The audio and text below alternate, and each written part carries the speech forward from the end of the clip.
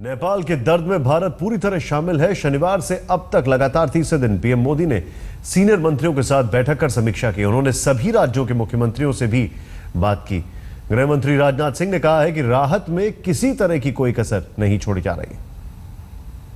देखिए, कल प्रधानमंत्री जी ने बैठक ली थी और उसमें बहुत सारे फैसले हम लोगों ने किए हैं ताकि नेपाल को अधिकतम सहायता हम लोग उपलब्ध करा सकें। और यह सिलसिला प्रारंभ हो गया है। पहले दिन से ही भारत ने इसमें पहल की है और वहां पर कोऑर्डिनेशन के लिए भी टीम पहुंच चुकी है और अन्य क्या क्या सुविधाएं और भेजी जा सकती हैं, इसके संबंध में भी हम लोगों ने फैसला किया है। नेपाल हमारा पड़ोसी देश है, उसके साथ हमारे सांस्कृतिक रिश्ते भी हैं, इसलिए हम नेपाल को इस नजरिए से देखते हैं, इसलिए भरपूर अपनी तरफ से कोशिश हो रही है। भारत में भी काफी तबाही। हाँ, सभी मुख्यमंत्रियों से बात भी हुई है। हमारे प्रधानमंत्री जी ने भी सभी मुख्यमंत्रियों से बातचीत की है और जो भी सहायता यहां भी आवश्यकता है वो किया जा रहा है। इस बीच नेपाल के लिए एक अच्छी खबर आपको बता दें। रक्षा मंत्रालय के प्रवक्ता ने ट्वीट किया है कि एक विमान C-17 58 टन पानी लेकर अभी लैंड करने वाला है काठमांडू में। इसके अलावा आरओ प्लांट, ऑक्सीजन रीजनरेटर, 100,000 से ज्यादा ब्लैंकेट, 3 एनडीआरएफ की टीमें, ये सब होंगे उसमें। लेकिन इस बीच एनडीआरएफ की 16 टीमें राहत और बचाव में जुट गई हैं। नेपाल में भारत ने चलाया ऑपरेशन मैत्री। रेस्क्यू ऑपरेशन का नाम मैत्री इसलिए रखा गया है क्योंकि मैत्री, सद्भाव, दोस्ती नेपाल से बहुत पुरानी है। इसके तहत भारत हर तरह की मदद नेपाल को मुहैया करा रहा है। राहत और बचाव से में भारत से एनडीआरएफ की 16 टीमें भेजी गई हैं।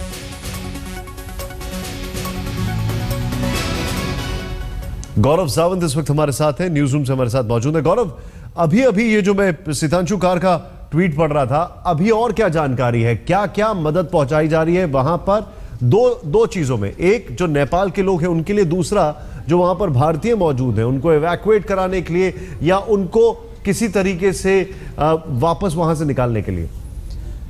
न केवल नेपाल में जो भारतीय हैं उन्हें वापस लाने का प्रयास हो रहा है, बल्कि जो वहां से बाहर निकलना चाहता है, सीटें अगर विमान में हैं, सभी को वापस लाया जा रहा है। 20 भारत के विमान और हेलीकॉप्टर इस समय नेपाल में है। इसमें C-17 ग्लोबमास्टर 3 दुनिया का दूसरा सबसे बड़ा जहाज, C-17 के अलावा C-130 हर्क्यूलिस विमान वहां पर लगातार मौजूद है।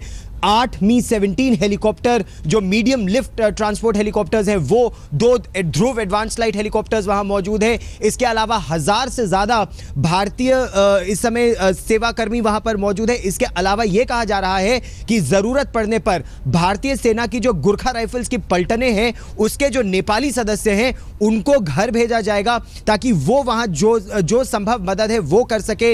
एक मेजर जनरल, एक ब्रिगेडियर वहां पर नेपाल की सेना के साथ कोऑर्डिनेट कर रहे हैं।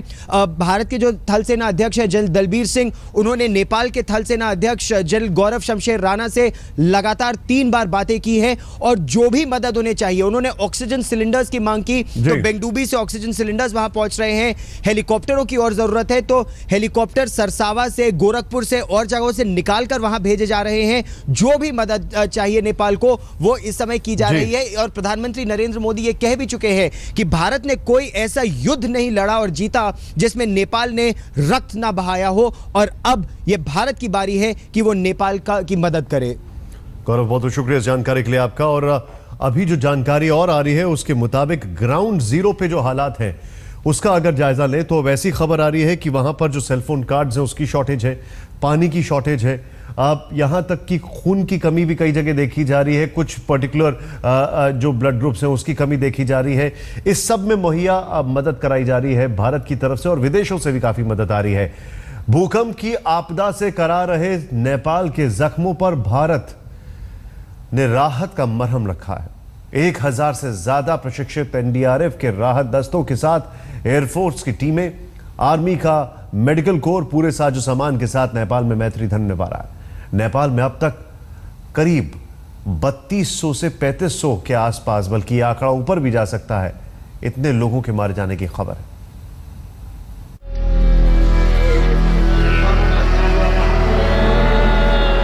काठमांडू के कोने कोने में बस यही रुदन, अपनों की खोज में आंसुओं से डूबा करुण क्रंदन। जाने कब किस हाल में मिलेंगे मुझको मेरे लाल। नाउमीदी में बदल चुकी उम्मीदों के बारे में सोच सोच कर दिल धंसा जाता है उदासी की गहरी खाइयों में। बीवी को लेके हॉस्पिटल में, बेटा बेटी का दुकान पे छोड़ के गया, वापस आ गया तो ऐसे हो। कल तक आवाज आ रही थी? हाँ, कल तक शाम तक आ रहा था, सुबह तक। अभी तो वो हो गया, और कैसे निकलेगा ये हमको मालूम नहीं। मिठाई की दुकान में फंसा मलबा तो ये अधिकारी निकाल देंगे, लेकिन उसके बीच फंसे माता पिता के बच्चों की जान बच नहीं सकी। ऐसे में एक और तो प्रलय और प्रकोप का एक ऐसा जीता जागता उदाहरण है जिसमें ये सच्चाई बयां होती है कि जो प्रकृति चाहे वो कर सकती है, लेकिन वहीं एक बेबस माता पिता अपनी नम आंखों से सिर्फ और सिर्फ अपने बच्चों की लाशों का इंतजार कर रहे हैं। कुदरत के इस कहर से काठमांडू का जर्रा जर्रा कांप रहा है। नेपाल की थर-थर कांपती जमीन इंसानी जिंदगी के लिए मौत बन गई है। हजारों जमींदोज घर के मलबे कब्रिस्तान बन गए हैं और जो बच गए हैं उनमें लोगों को मौत नजर आती है। आज जो सहायता के हाथ पड़े हैं वो किसी देवदूत से कम नहीं। We are grateful. The government of India, government of China, and others have extended support. We are grateful to them. 10 team NDRF की काठमांडू में पहुंच चुकी हैं। उसमें से 7 टीम जो सुबह से ऑपरेशन कर रही हैं और 3 टीम आज शाम को पहुंची थी। जब तक इस आपदा का असर रहेगा, वो 2 दिन रहता है, वो 3 दिन रहता है, 5 दिन रहता है, जितने दिन भी आपदा का असर रहेगा, टूंडी खेल ग्राउंड में पतंजलि योगपीठ का ये सेवा शिविर चलता रहेगा। इसमें भोजन की, पानी की, स्वास्थ्य की जो भी हमसे व्यवस्था बन पाएगी वो व्यवस्था तब तक रहेगी जब तक इस आपदा का असर रहेगा। सड़कें, गलियां, खुले स्थान, मैदान जिसे जहां ठौर मिली है वहीं ठहर गया है। लेकिन मानो कुदरत इम्तिहान लेने पर उतारू है। भूकंप के झटकों से कांपते लोगों में बेमौसम बरसात ने खौफनाक मंजर पैदा कर दिया है। पूरे शहर में बिजली नहीं है, लोग चौक चौराहों पर शामियाने के भीतर किसी तरह अपने को समेटे हुए हैं और बारिश भी बहुत तेज हो रही है। लोगों को आशंका इस बात की है कि कहीं फिर से ये दोबारा इस तरीके से, जिस तरीके से भूकंप आया था, फिर ना नहीं है श्वेता, क्योंकि अभी तो बारिश थोड़ी थम गई है, लेकिन पहले बहुत जोरों से बारिश हो रही थी और उसी वक्त भूकंप का एक और झटका आया। लोगों की जो इमारतें हैं वो बहुत कमजोर हो गई, तो उन्हें समझ में नहीं आ रहा कि इमारत के अंदर हैं। कल रात को वो आकाश के नीचे ही सोए थे क्योंकि कल बारिश नहीं हो रही थी। अब उन्हें चिंता है कि अगर अंदर रहते और अगर भूकंप का एक और झटका आता है तो इमारत गिर सकती है, पहले ही कमजोर है, और बाहर आते तो बारिश होती। सदियों पुराना काठमांडू का पूरा आशियाना तिनके तिनके बिखरा पड़ा है। पर्यटकों से भरा दरबार चौक बर्बादी के मंजर की निशानियां बयां कर रहा है। मलबा हटाने में जुटी मशीनें अपने विशाल के जबड़ों में भर भर कर मलबा हटाती है तो भर भर कर इंसानी लाशें बाहर निकलने लगती हैं। 9 मंजिला टावर में सबसे पहले शीर्ष गया, उसके बाद बीच का हिस्सा, फिर ये नीचे का, और चारों ओर इमारत का मलबा गिरा है। अब तो सिर्फ ये अवशेष रह गए हैं जिन्हें जेसीबी से हटाया जा रहा है और बीच बीच में लोगों के शव निकलते हैं। इस टावर की यादें और इसमें दब गए उन लोगों की यादें। कितनी ही जिंदगियां तबाह हो चुकी हैं। धरती के हिचकोले खाकर ढह चुके इन इंसानी घोंसलों में जो बच गए वो खुदकुशी में भी बदकिस्मती की जिंदा कहानी बन चुके हैं। हे भगवान, क्या ये देखने के लिए जिंदा बख्शा? इससे भला तो मौत ही थी। माँ कल्पती है, पिता तड़पते हैं। हजारों अभागे खुले आसमां में अभी भी भूखे पेट दिन रात बिताने को मजबूर हैं। दूर तक दर्द का समंदर फैला है। असमय अपने को लाशों की बाढ़ देखकर बागमती नदी भी आज बिलखती है। और उसका बेटा और बेटी यहाँ पर भूकंप से मर गए, बीत गए, इसलिए हम लोग रात 12 बजे से यहाँ का इंतजार कर रहे हैं। अभी तक पुलिस के जलाने का नंबर नहीं आया।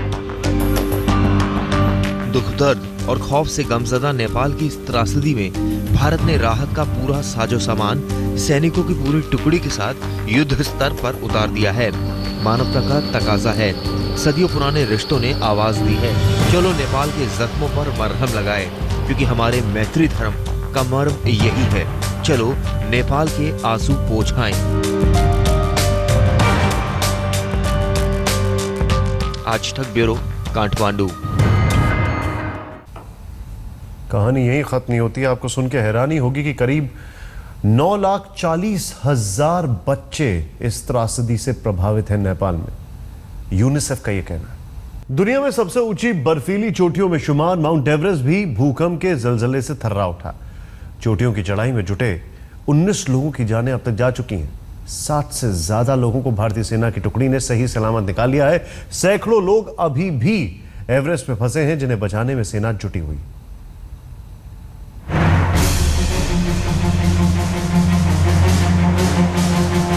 जमीन के भीतर से जलजला उठा और माउंट एवरेस्ट की ऊंची चोटियों पर चढ़ता चला गया। मानो दुनिया के सबसे ऊंचे पर्वत के सीने को चीर कर उठा प्रलय, मचा देने वाला बर्फीला बवंडर। देखते ही देखते माउंट एवरेस्ट पर चढ़ने के रोमांच के सामने मौत आकर खड़ी हो गई। जो जिंदा बच गए अब वही बता रहे हैं कि बर्फीले बवंडर के साथ मोबाइल मौत कैसे आई और पीछे छोड़ गई तबाही के निशान। माउंट एवरेस्ट की ऊंची चोटी पर हर साल की तरह इस साल भी चढ़े थे सैकड़ों पर्वतारोही। हादसे के फौरन बाद भारतीय सेना की टुकड़ी ने माउंट एवरेस्ट के बेस 1 और बेस 2 पर मोर्चा संभाल लिया। पर्वतारोहियों को बचाने का काम शुरू हुआ।